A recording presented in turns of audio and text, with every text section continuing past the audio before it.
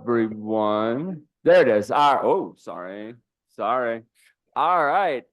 Well, today is an exciting day. I have some really cool announcements.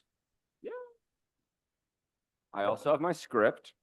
My name is Ben Holquist. I use he, him pronouns, and I serve as one of your board of trustee members, and I'm happy to welcome all of you on Zoom and in the sanctuary to the Tahoma Unitarian Universalist congregation. Unitarian Universalists are a community of people who hold many beliefs, many origins, identities, sexualities, and genders. We uphold and celebrate the inherent dignity of every person, which means you are welcome here just as you are. Love is the power that holds us together as we gather in community to seek life's deeper meanings and to celebrate the diversity of all living things. We are all growing and learning from one another. If you're here for the first time, we bid you a special welcome. After the service, I'll be in the sanctuary right over there, sort of the back corner, to answer any questions you may have about the Unitarian Universalism or our congregation, or if you have questions about how to become involved in our community, just ask. There's lots of stuff going on. I also encourage you to explore our website, tahomauu.com. At our website, you can sign up for our weekly e-news that includes information about the important and fun events going on in the congregational life. And I just want to mention, I was counting back, and I believe that this is 6 consecutive months of it coming out every Friday, which for those of you who have been here for a couple of years, wasn't always a guarantee. There is a lot happening here at Tahoma UU. I've got just a couple announcements. One, and the one that is most exciting to me, is that as of a little bit ago, we now officially on paper have a new director of religious exploration. Sean Pruitt has joined us. You may have met him before. He'll be doing Time for All Ages this morning. So we have enough volunteers for children's today. So we will have a whole day today. So that's great. He will be reaching out to get the volunteer situation figured out and to start talking about other things. We are also going to be offering OWL this fall for youth, the little ones. This will not be an adult OWL. We're still working on the adult OWL part, but K1. So kindergarten and first grade OWL will be this fall. It'll be Sunday mornings, and Nancy Slocum is the person to talk to about sign up.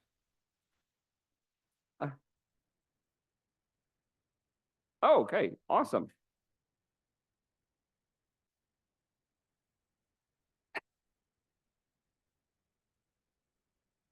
All right, and then last but not least, on August 24th, which is not this coming Saturday, but the one after that, so two Saturdays from now, Sundays, whatever. The 24th, there's a parents group meeting for anyone who wants to help plan the Halloween party. So this year we did a little Halloween party last year, and Lauren has big plans for this year, but big plans mean a big group. So this is not just parents group, this is choir, this is cups, this is anyone who would like to be involved in organizing the Halloween party. Please come on the 24th at 3 p.m. and you can see Lauren if you have any questions about it before then. You can also reach out to her. I suspect she'd take a volunteer even if you can't come on the 24th. I'm just going to go out on a limb and add to my brief here. All right. You're also invited to join us for social hour immediately following the service right over there by the windows. For those of you who are newer to the community, we have red coffee mugs for use. If you would like to identify yourself, that'll put the onus on us to come and talk to you. If you pick up a white mug, we'll only talk to you the normal amount. If you are someone who would benefit from a large print hymnal or hearing assistance device, they are available in the back of the sanctuary, I believe on the left side. As we begin our service in this beautiful place called Tahoma by local indigenous tribes and nations, I acknowledge that we meet today on the land of the Coast Salish people, including the Puyallup tribal nation, land from which they were forcibly displaced. I honor the resiliency of indigenous people and stand with them as they continue to protect their culture, land, and water and fight for their visibility, sovereignty, and very existence. Lastly, please set your electronic devices to worship mode. Let us exhale deeply and settle ourselves into this holy moment of sharing and receiving. Let us join together in worship.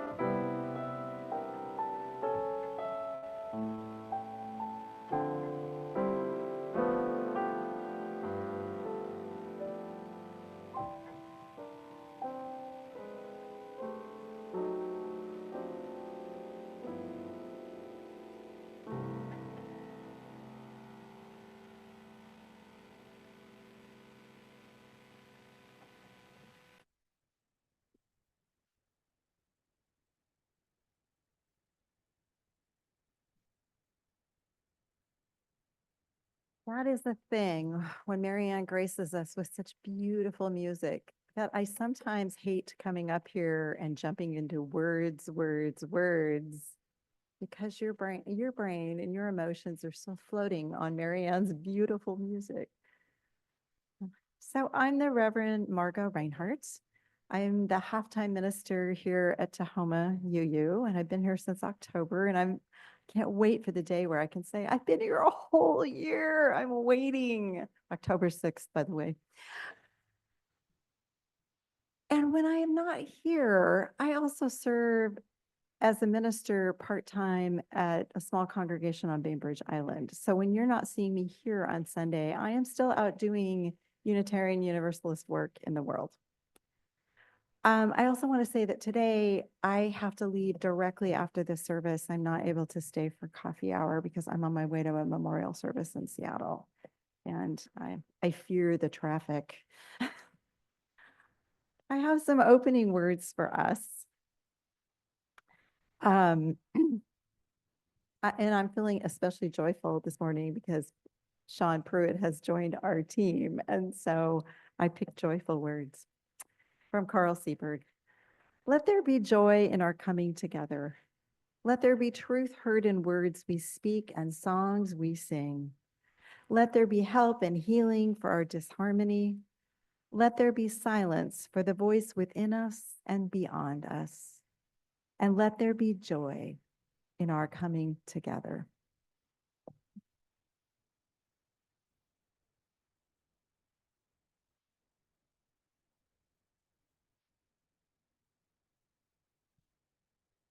Good morning. I'm Charlie Kaperik. I'm your celebrant this morning. I use he, him, and sometimes other pronouns. I would like to welcome Michael Kirk up to light the chalice for us. He's a very busy member of our congregation, although he usually hides out in the background.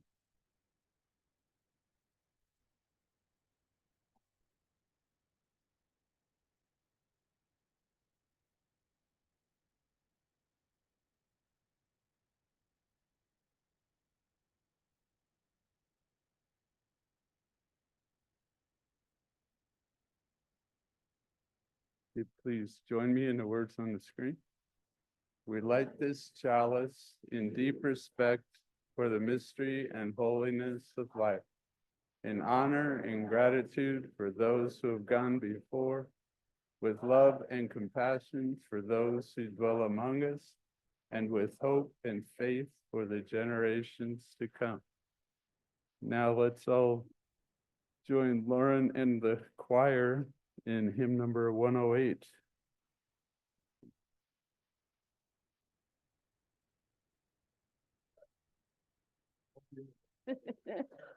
It's just me today.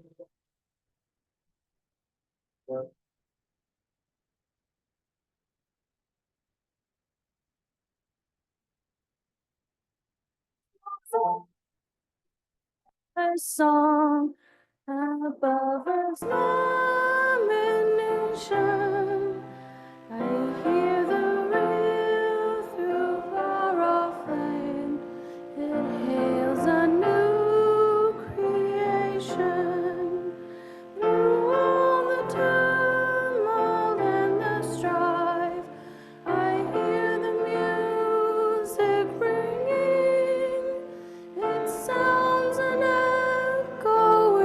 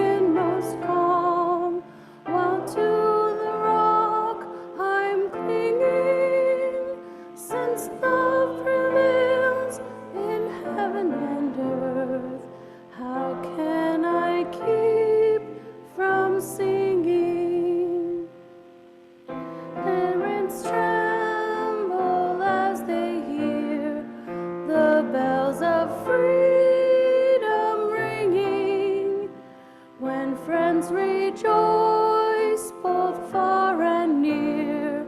How can I keep from singing?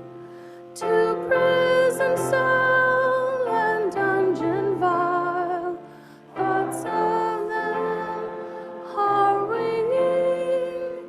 When friends by shame are undefiled, how can I keep from singing?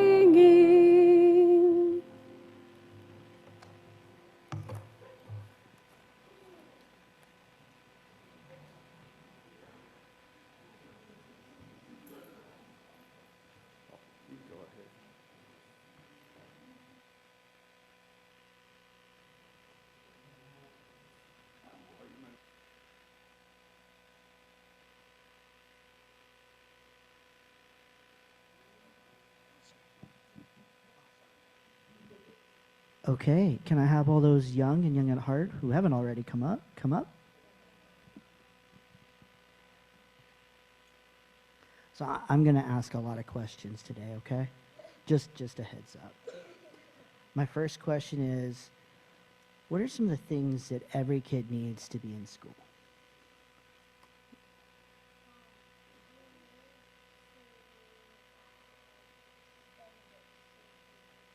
School books. School supplies, but what is school supplies?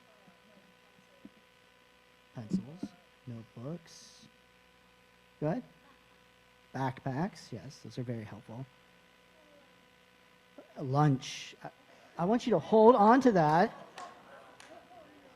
William, can you hold on to that thought and just keep it right here for me?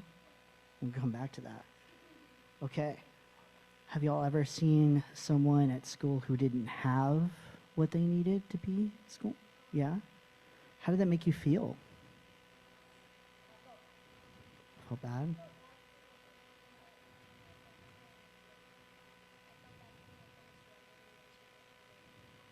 Oh, yeah. Yeah. And so today, the adults are going to be talking about something called social justice. Y'all know what that means?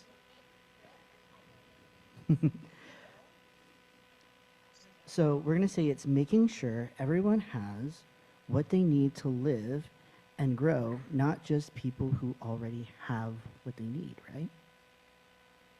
Yeah? Okay. All right. Can one of you, there's a red card right back there. Can one of you pull that up for me real quick? Oh, I thought it would be a lot more speedy.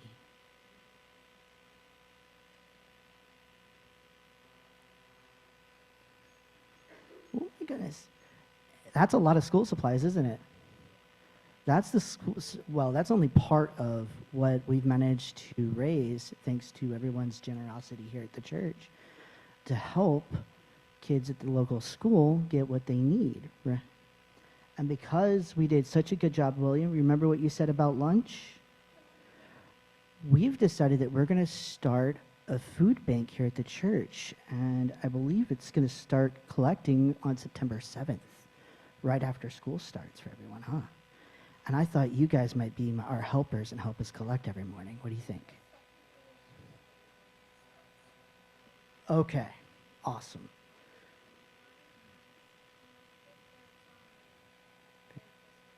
Okay. School starts very soon. It's late in August for her, like in 2 weeks. So we all have to hurry. When's the last day for school supplies donations? Today, okay. All right. Hey guys, I think we're going to go downstairs and we're going to play a game. You ready? Awesome.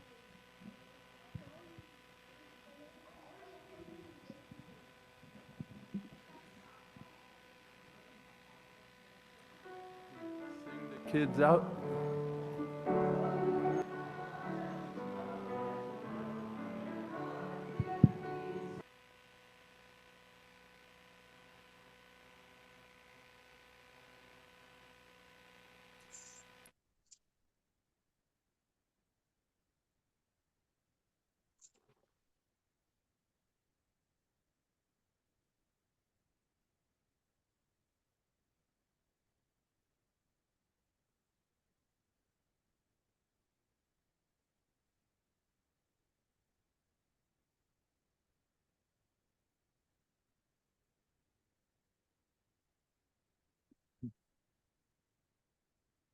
We've come to an important part of our service.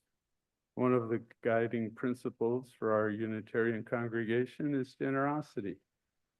Generosity of spirit towards all, a willingness to pitch in physically to help others or the congregation, a desire to share our talent with others and the congregation to help spread UU values here and beyond these walls. And of course, we're generous with our monetary gifts as much as possible to help maintain our building, support our staff with a living wage, and to help promote the message we come here to receive and share. There are baskets. Our ushers will pass around the sanctuary, and there are baskets at the front of the church for trans relocation and safe parking programs. Those joining online can use the donate prompt to support any or all of these programs as well.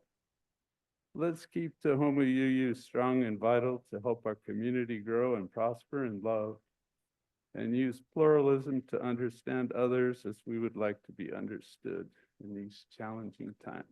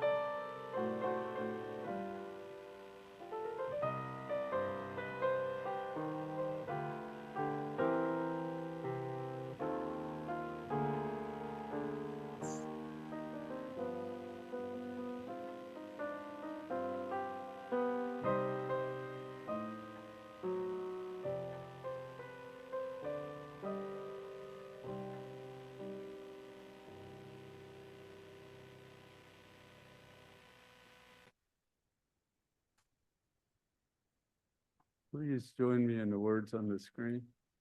We dedicate ourselves and our offerings to the work of this congregation, weaving a tapestry of love we call community, both within and beyond these walls.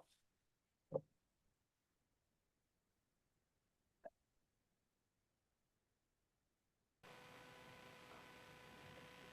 you'll get out your great hymnal, we're going to sing Spirit of Life, number 123.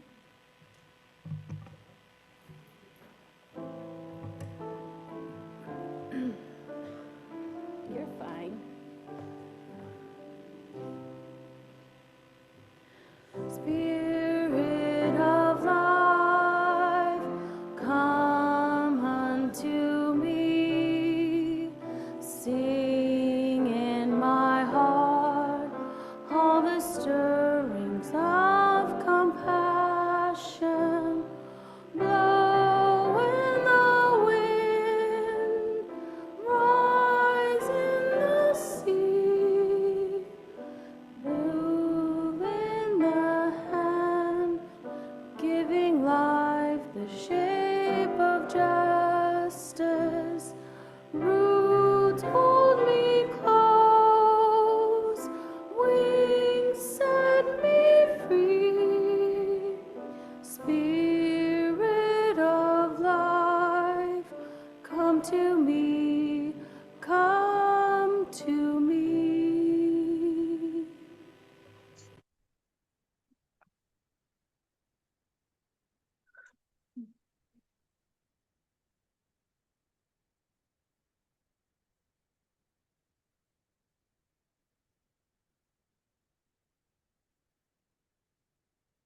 Thank you, Lauren and Charlie. The reading today and kind of the bedrock of this sermon is from a book called Poverty by America by sociologist Matthew Desmond.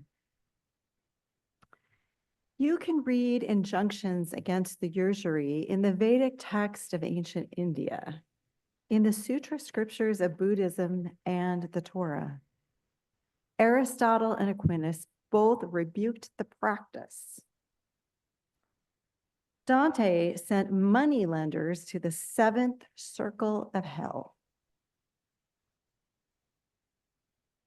None of these efforts did much to stem the practice of this money lending, but they do reveal the unprincipled act of trapping the poor in a cycle of debt has existed at least as long as the written word.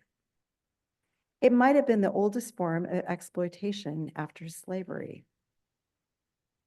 Many writers have depicted America's poor as unseen, shadowed, and forgotten, as other and as invisible. But the markets have never failed to notice the poor.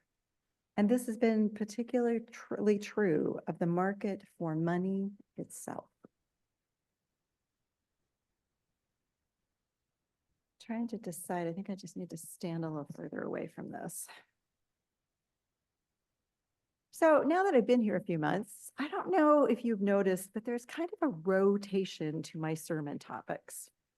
So I switch around sermon topics in 4 areas, and feel free to make suggestions because I'm always looking for suggestions.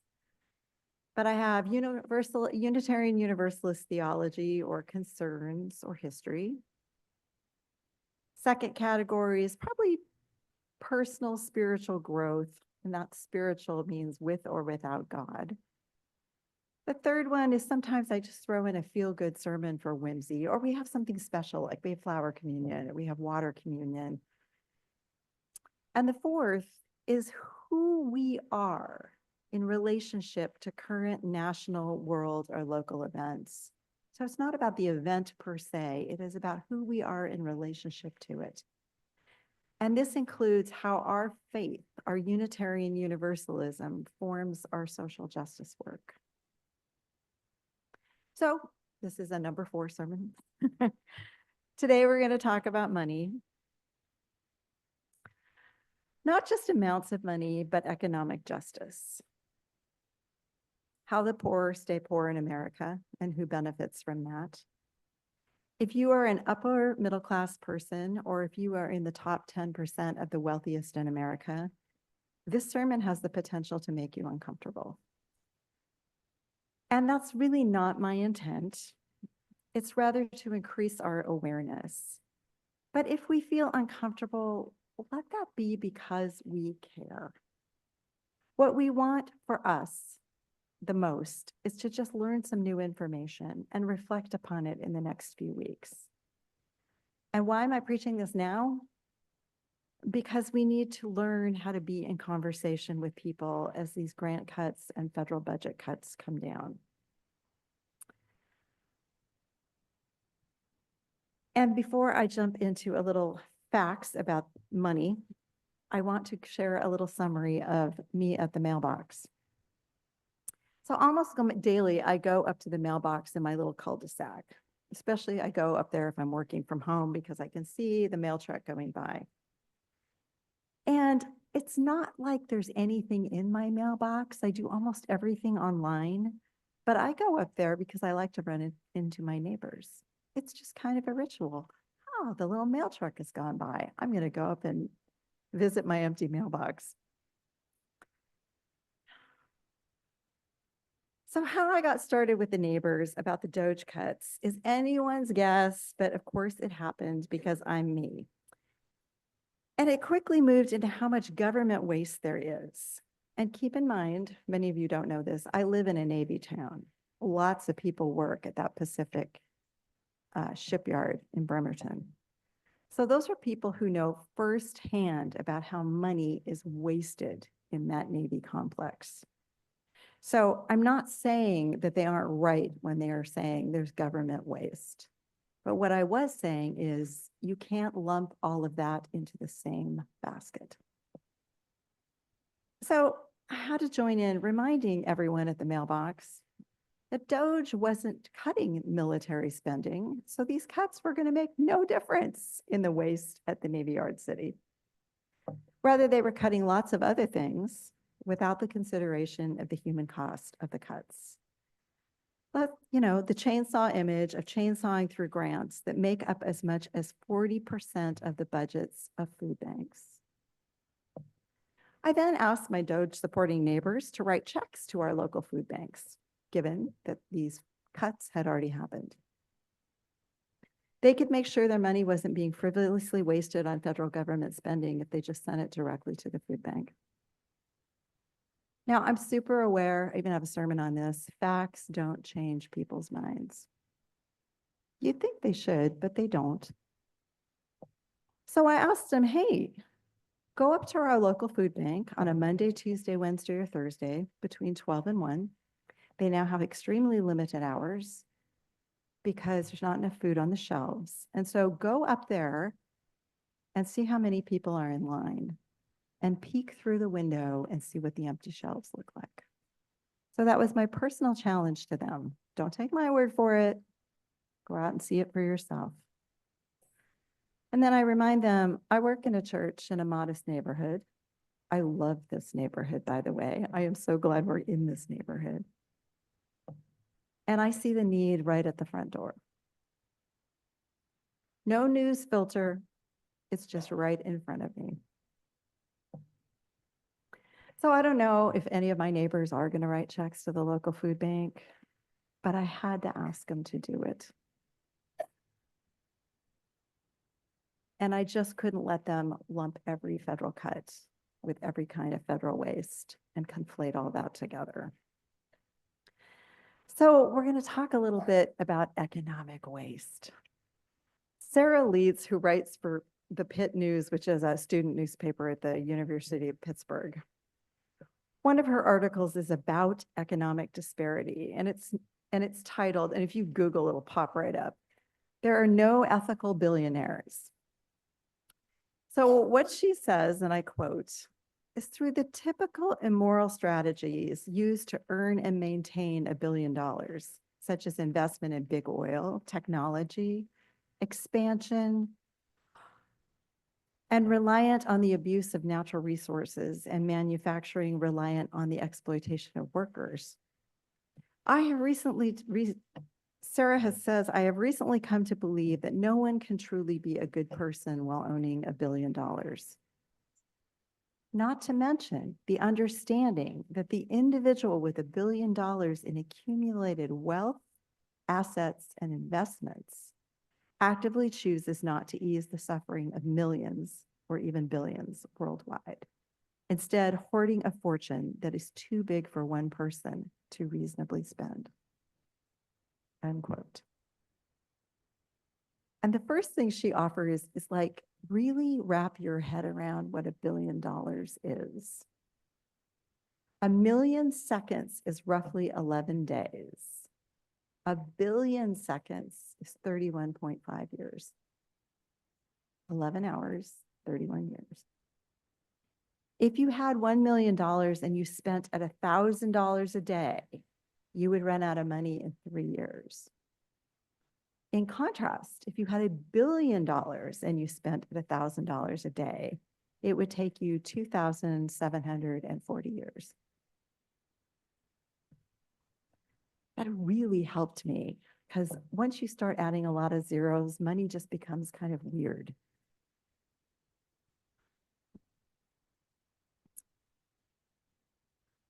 And if you earn $7,000 an hour every day since the beginning of the Common Era, over 2,000 years ago, you would have 124 billion by the end of 2022 and still less money than Jeff Bezos.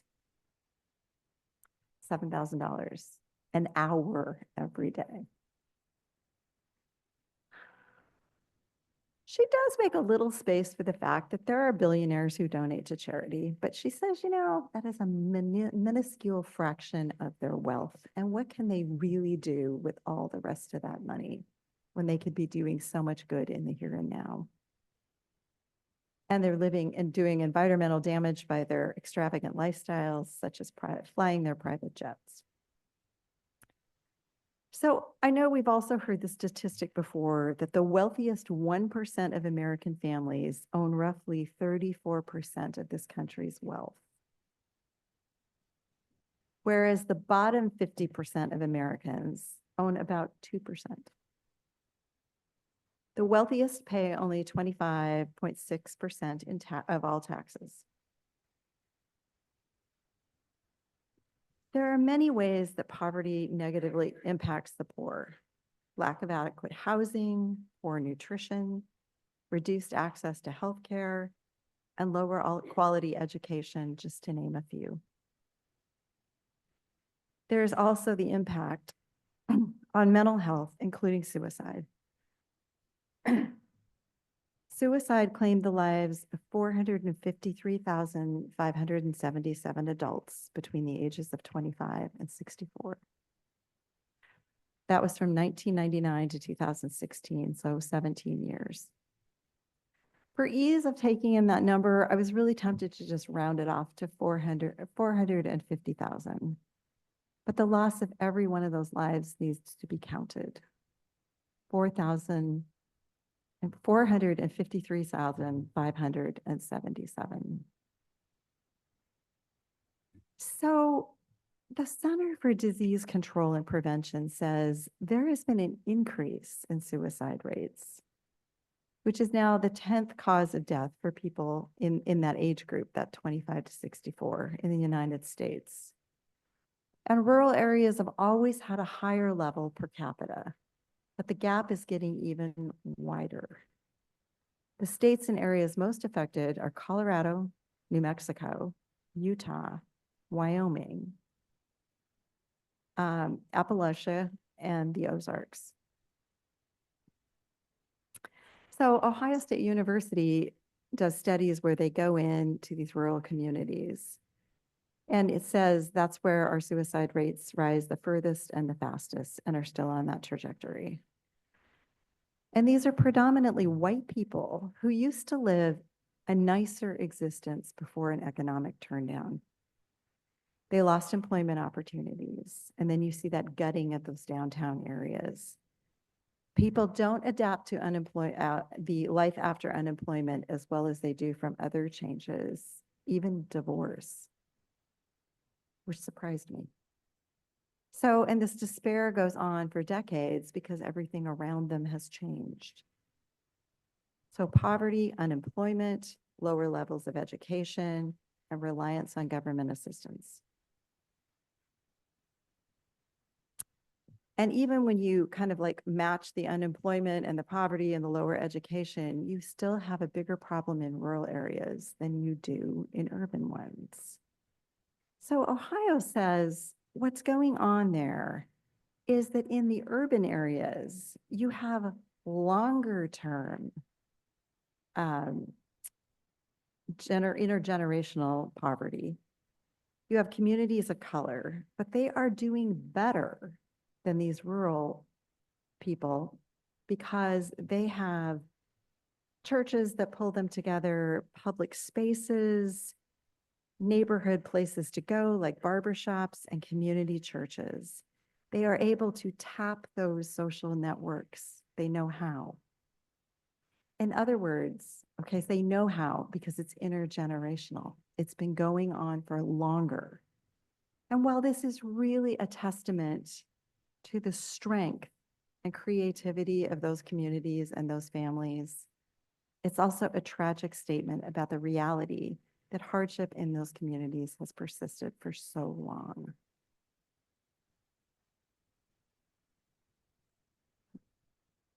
So I'm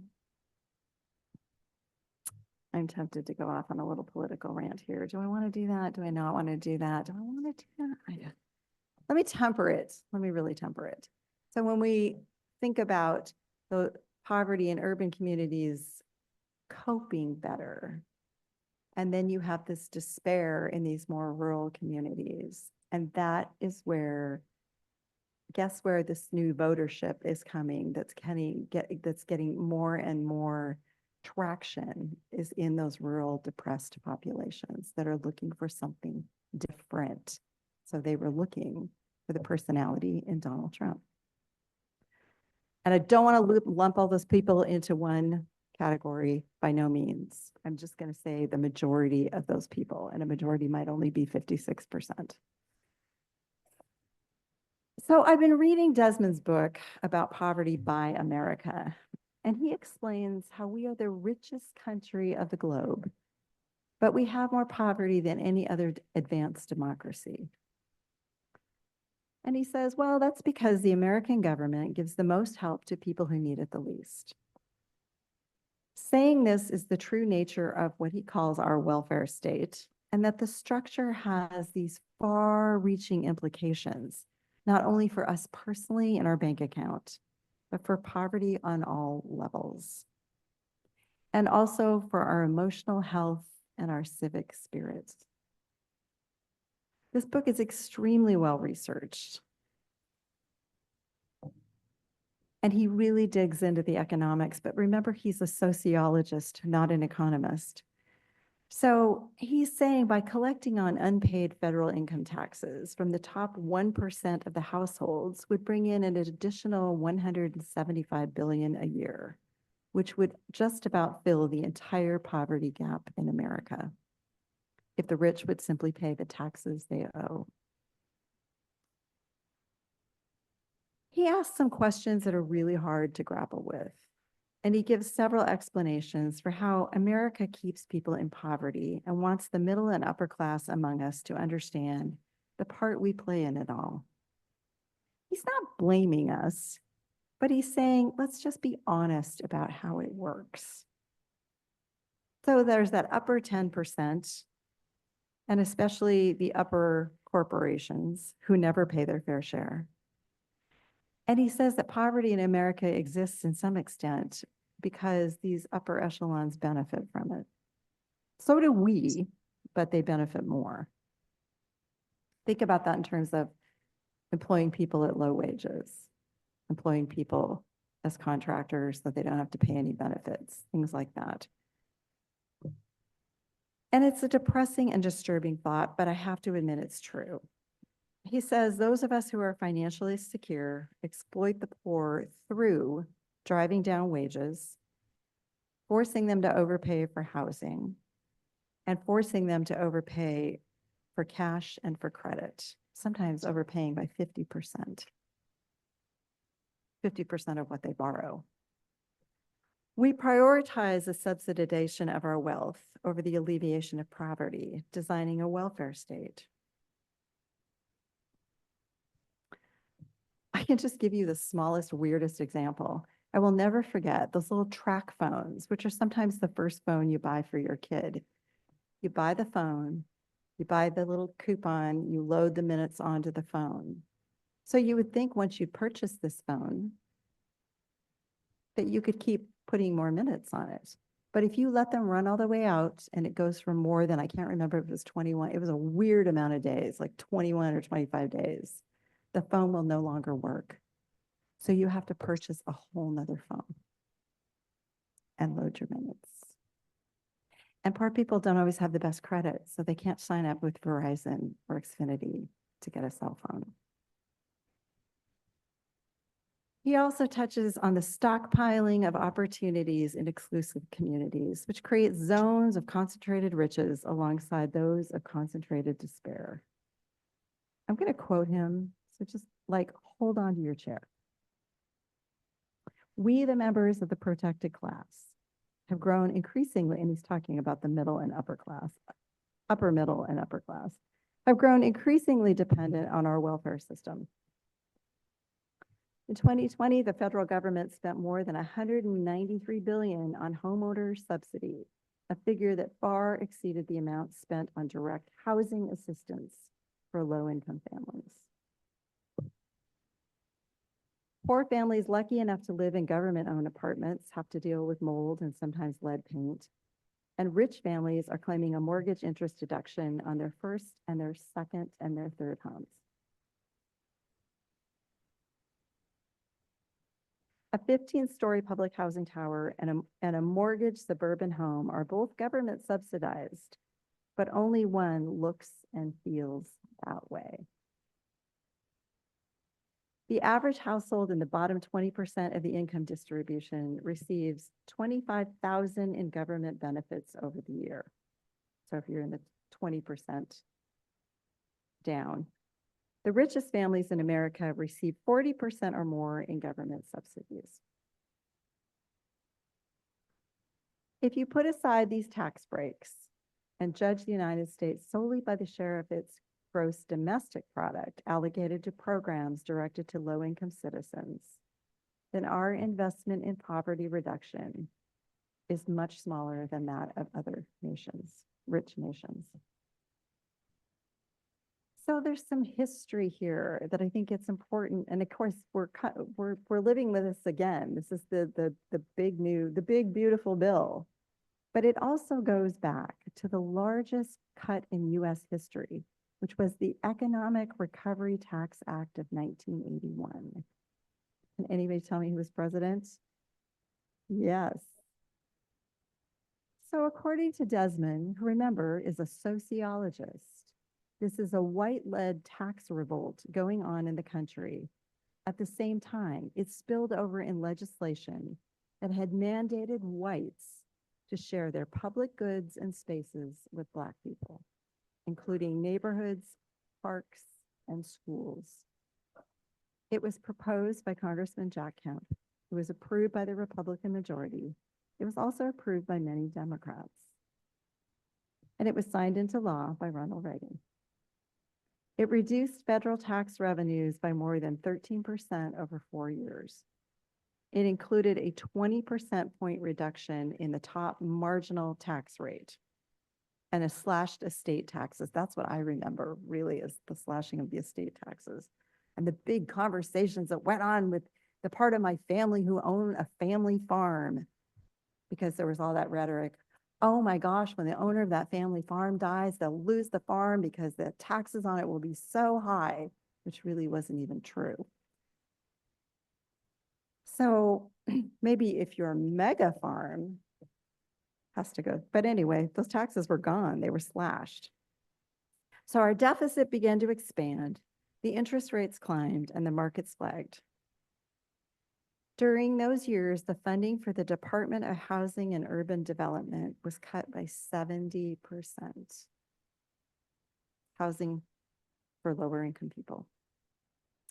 The agency that provided housing to low income was suddenly unable to pay for any repairs on the buildings they already had operating, and they could not pay for trash collection. Because that was our federal government not thinking about how, and our legislators not thinking about how this trickles down to the poor. And it's too complicated to explain it very well in a sermon. It would be better in a workshop how this really was a white-led tax revolt. People in power that preceded this cutting spree. Poverty, equitable access, and racism are always linked together in America. So we keep the poor, according to Desmond, we keep them poor by exploiting them. We constrain their choices in the labor market, in the housing market, in the financial market. We drive down wages while forcing the poor to overpay for their housing and how they access cash and credit. Because remember, if there's something wrong with your credit history, you can't access what many of us can. We all benefit from cheap goods and services that the working poor produce. And so we benefit indirectly, and many of us benefit in our retirement plans directly or indirectly in the stock market. Homeowners who can afford higher property taxes benefit when housing is scarce as the value of their house increases. And remember, we're talking about second and third homes sometimes. And I don't know if any of you have ever had to take out a payday lending loan, but those loans start at 10%.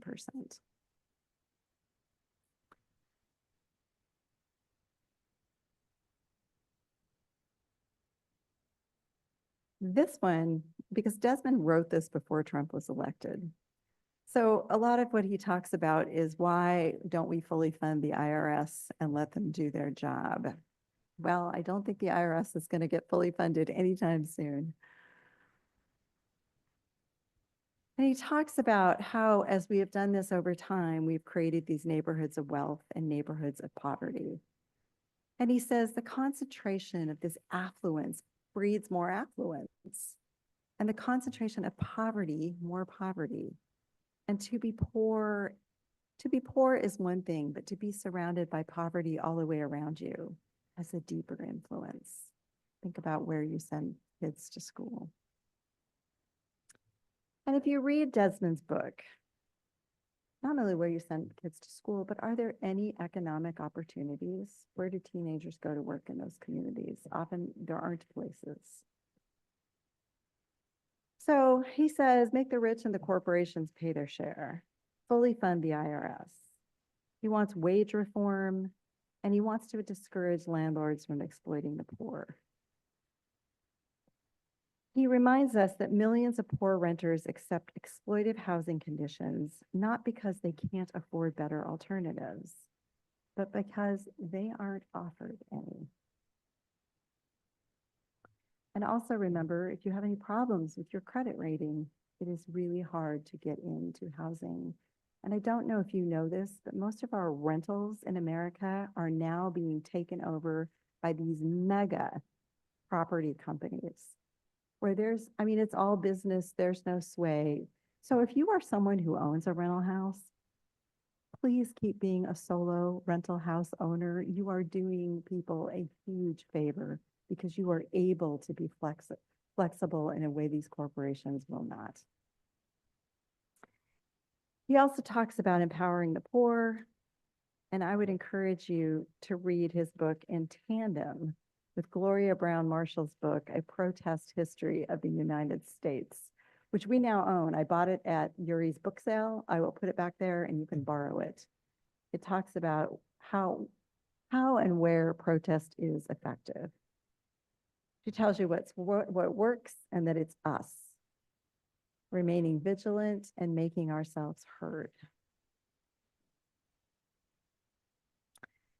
We are also needing to be kind of boots on the ground here. We haven't got logistics. We are actually not opening a food bank here.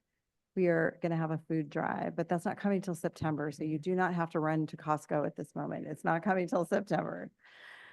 I think we will completely empower our kids with that. There was some discussion about, well, should we have a little food pantry out here or not? But we would want to chat with Safe Parking because they would be in the know about whether that's a good idea. So I'm going to leave you today with the words of Leo Tolstoy, in our minds and in our hearts. And darn it, I want to empower you to have those conversations at your mailboxes if you live in a cul-de-sac like I do. Tolstoy was actually, he had grown up in a rural setting and then moved to the city in Russia, and he was extremely bothered by the poverty he saw. He wrote about it. He would go out and talk with people. He studied it. And he says, if I want to aid the poor, that is to help the poor not be poor, I ought not make them poor in the first place. Amen, and stay tuned. There will be more to come.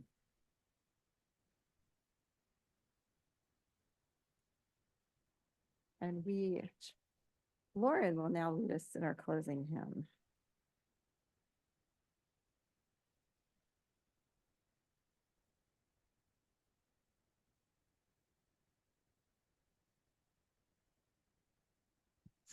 In the teal hymnal, number 1028.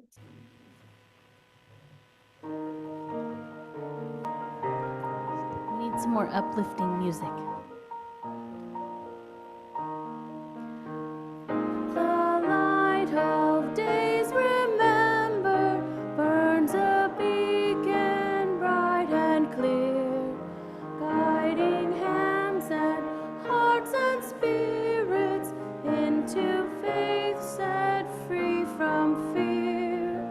When the fire of commitment sets our mind and soul ablaze, when our hunger and our passion meet to call us on our way, when the live in deep assurance in the flame that burns within, then our promise finds fulfillment and our future can begin.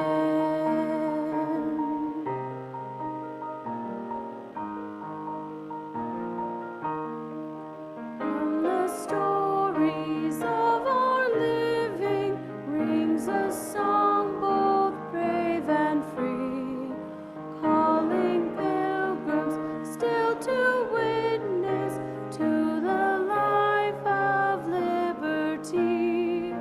When the fire of commitment sets our mind and soul ablaze, when our hunger and our passion meet to call us on our way, when we live with deep assurance of the flame that burns within, then our promise finds fulfillment and our future can begin.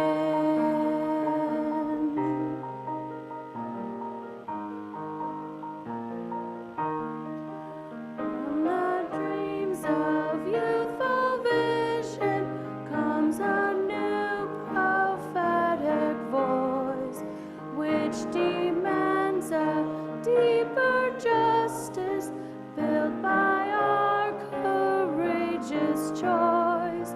When the fire of commitment sets our mind and soul ablaze, when our hunger and our passion meet to call us on our way, when we live with deep assurance that the flame that burns within, then our promise finds fulfillment and our future can begin.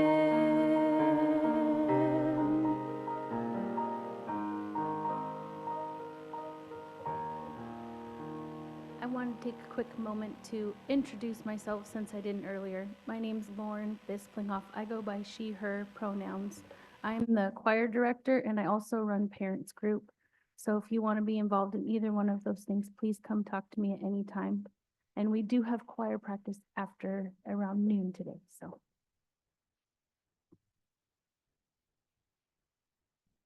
Thank you.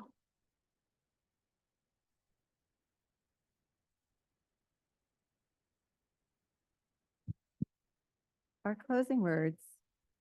I'm not going to give you any more Matthew Desmond because I know it's hard to spend a whole morning with him.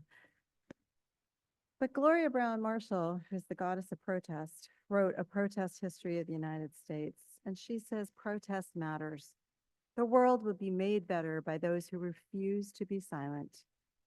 Our ancestors gave us the shoulders upon which we stand, out of their blood, sweat, and tears. And a place was created for us, without ever knowing our names or our destinies. We must do the same. History reveals the opposition's response, whether cruel or dismissive, will in time yield to protest and progress. We stand in the flickering light of ancestral work. Protest is primal and protest is spiritual. And activism means one just needs to act.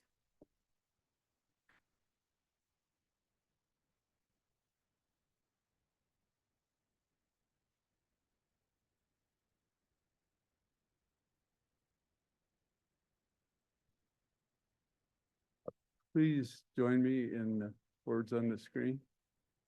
We extinguish this flame, but not the light of truth, the warmth of community, or the fire of commitment.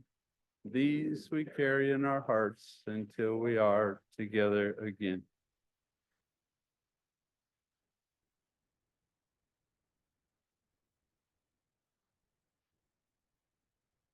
Right. Please join in the closing blessing song.